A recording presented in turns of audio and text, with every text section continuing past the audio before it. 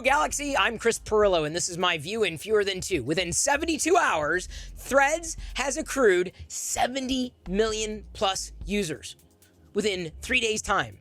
That is about a quarter of the users that Twitter has in less than a week.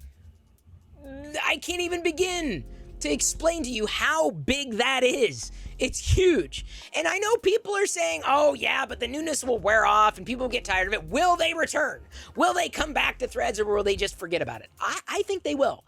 I really do. I think Threads, it takes what Instagram was doing and just adds to it while being a separate experience, right? If you have an Instagram account, you can suddenly have a parallel Threads account. You don't have to have a Threads account, right? But you can.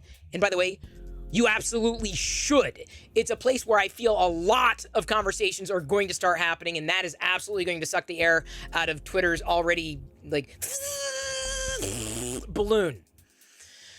I'm not saying it's direct competition to Twitter in every way, shape, and form, certainly not in the first iteration of what Threads happens to be, but it's a step in the right direction. And you got to understand that Facebook gets social. Meta gets social. Instagram gets social. That is a stark contrast to, let's say, what people have tried to compare it to, Google. Google doesn't get social, okay? They don't at all. They acquired YouTube, okay? And it's taken them years to figure out how it works. And they still haven't figured out social within YouTube.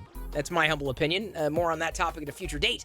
But let's think about what Google has tried with social and failed because they don't understand social. Orkut back in the day, which was really a pet project. Buzz was kind of fun.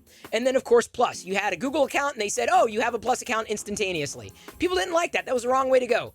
Meta hasn't done that. And that is why I believe Threads has staying power. So I'll see you there.